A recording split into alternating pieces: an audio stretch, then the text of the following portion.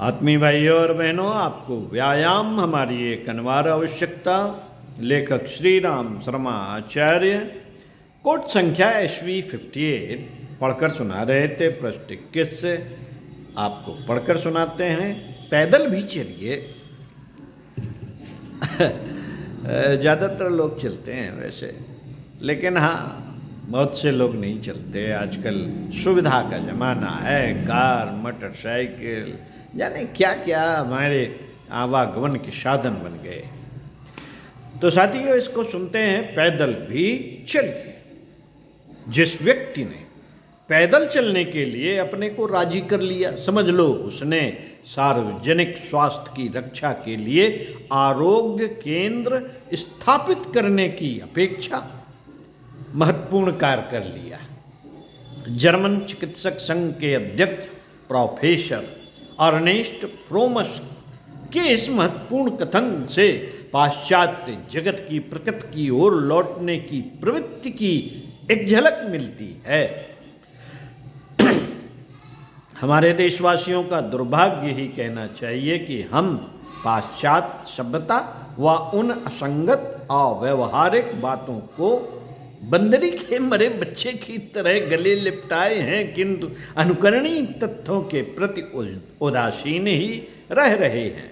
पाश्चात्य देशों में पैदल चलने की रिवाज बढ़ रही है और हमारे यहाँ यह प्रवृत्ति घट रही है। यह निर्विवाद सत्य है कि टहलने, पैदल चलने जैसा सर्वोपयोगी, सर्वसुलभ व्यायाम और कोई नहीं। मनुष्य शरीर की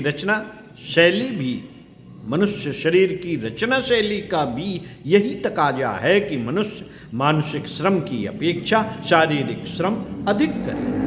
मस्तिष्क हमारे संपूर्ण शरीर का पंचमांश भी नहीं है, जबकि आज के समय की विडंबना यह है कि मनुष्य हर काम के लिए कलों पर निर्भर रहकर शारीरिक व मानसिक श्रम में संतुलन नहीं रख पा रहा है। यह असंतुलन स्वास्थ्य हानि के रूप में सामने आ रहा है। इस असंतुलन को पैदा चलने की प्रवृत्ति अपनाकर बहुत कुछ मिटाया जा सकता है। पैदल चलने, टहलने के समर्थन में सभी चिकित्साविद एक मत हैं। स्वास्थ्य रक्षा संबंधी पुस्तकें उनके महात्म्य से भरी पड़ी हैं, किंतु हम लोग श्रम का महत्व स्वीकारते हुए भी श्रम को सम्मान का चिन्ह नहीं मानते। जो कम काम करे वह बड़ा आदमी की हीन वृत्ति ने हमें स्वास्थ्य सुख से वंचित करने में कोई कसर नहीं छोड़ी। हमारे देश में लोगों को अपने पैरों पर भरोसा कम और वाहनों पर अधिक रहने लगा है। बड़े बड़े नगरों में घंटों बस स्टैंड पर खड़े रहना गवारा हो जाता है, किंतु थोड़ी देर पैदल चलकर घर पहुंचना भला नहीं लगता। क्यों पैरों को कष्ट दिया जाए, प्रश्न आता है। क्यों पैरों को कष्ट दिया जाए? किंतु उन्हें क्या पता कि पैदल चलना स्वास्थ्य का प्रमुख आधार है, जिसे पाश्चात्य जगत ने सहज रूप में स्वीकार किया है। वहां पैदल चलने वालों का संघ है, भ्रमण संस्थाएं हैं। लोग सामूहिक रूप से भ्रमण करने में रुचि लेते हैं। हजारों किलोमीटर लंबी सड़कों का निर्माण इस प्रयोजन से किया गया है। एक सज्जन है, जॉर्ज वान ओपेन, जर्मनी के शीर्षस्थ धनपतियों में से एक, स्वयं कार निर्माता है और लोगों को पैदल चलने के लिए प्रोत्साहित करते हैं। उन्होंने 1963 में अपना यह नियम बना लिया है कि जो भी अस्वस्थ दुर्बल व्यक्ति उन्हें दिखाई पड़ता, वे उसे पैदल भ्रमण का परामर्श देते हैं। वे पैदल चलने वालों को एक डायरी देते हैं, जिसमें वह ईमानदारी से अपने पैदल चलने का व उस प्रवृत्ति के द्वारा होने वाले लाभ का दैनंदिन विवरण अंकित करते हैं। थोड़े ही समय में पैदल चलने के कारण उनकी प्राण शक्ति व स्वास्थ्य में अपूर्व वृद्धि होने लगती। तो वे अन्य लोगों को भी इस परिवर्तन का रहस्य बताते हैं। जर्मनी में धीरे धीरे पैदल चलने वालों की संख्या बढ़ने लगी और 1971 तक यह 3,25,000 हो गई। आज इनकी संख्या कई गुना अधिक आंकी जा रही है। इसका श्रेय निश्चय ही श्री ओपन को है। भ्रमणकर्ताओं की डायरी के आधार पर कई चिकित्सक भी कई रोगियों को पर्चियों पर दवा लिखने की बजाय उन्हें स्वास्थ्य लाभ के लिए पैदल चलने का परामर्श देने लगे हैं। यूरोपीय देशों में पिछले 10 वर्षों में पैदल चलने की प्रवृत्ति बड़ी तीव्र गति से पनपी है। यह शौक इतना अधिक बढ़ गया कि इस संबंध में कई महत्वपूर्ण कदम उठाए गए। स्विट्जरलैंड सरकार ने पैदल चलने की प्रवृत्ति को पोषित करने वाली भ्रमण संस्थाओं को राजकीय अनुदान दिए हैं। नगर की भीड़ भाड़ से दूर भ्रमण मार्ग बनाए गए हैं, जिन तक पहुंचने के लिए रेल मार्गों से उन स्थानों को जोड़ा गया है, जिसके लिए दूरभाष की सुविधाएं भी उपलब्ध कराई गई हैं, जो भ्रमण कार्यक्रमों की सूचनाएं भ्रमणार्थियों तक पहुंचाती रहती हैं।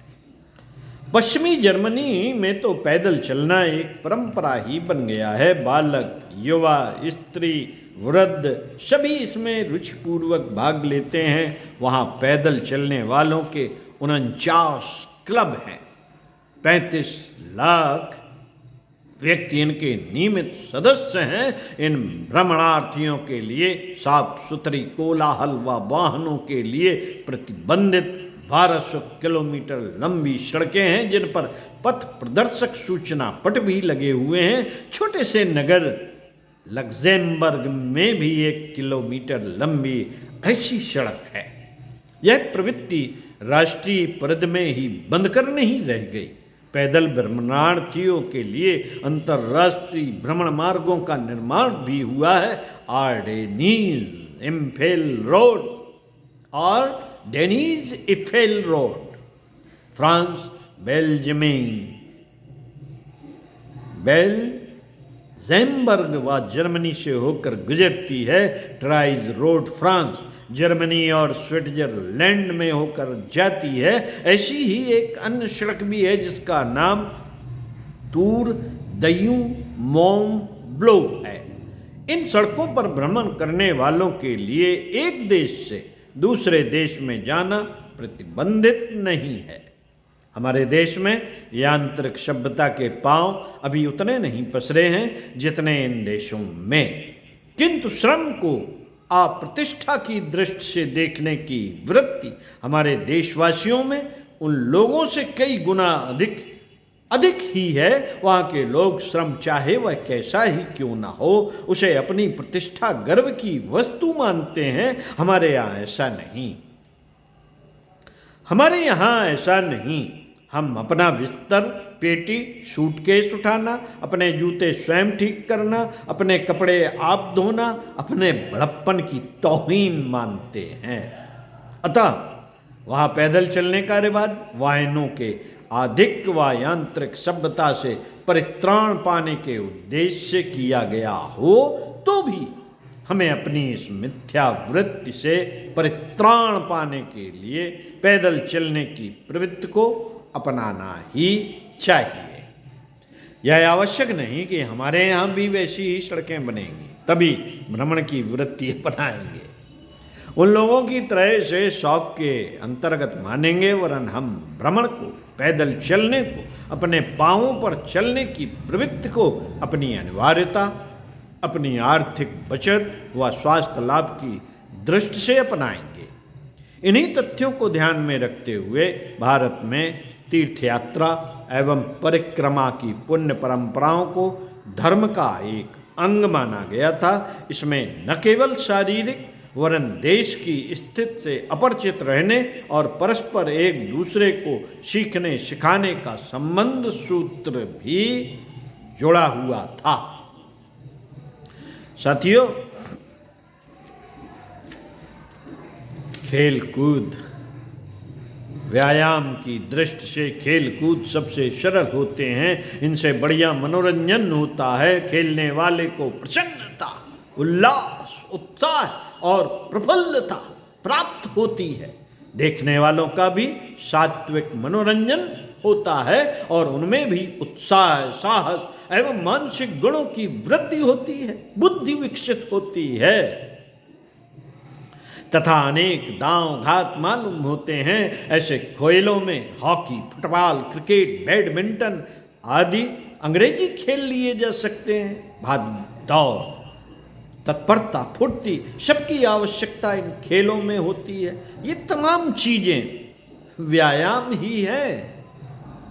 इन खेलों से शारीरिक गठन और शक्ति प्राप्त होती है। यह खेल कुछ महंगे भी पड़ते हैं, जिसमें टेनिस, पिंग पोंग, पोलो, रग्बी आदि तो केवल धनी व्यक्ति ही खेल सकते हैं।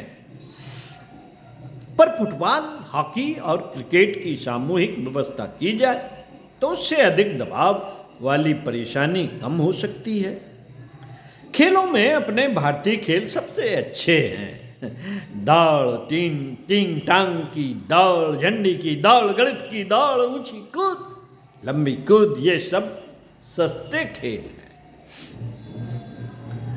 गुल्ली डंडा भी इसमें है।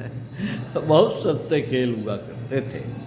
इनसे मानसिक प्रसन्नता भी खूब मिलती है और शरीर का व्यायाम भी अच्छा हो जाता है। पेड़ों पर चढ़ने वाला गुलहर खेल भी हमारे यहाँ विख्यात है और प्रायः हर प्रांत में खेला जाता है।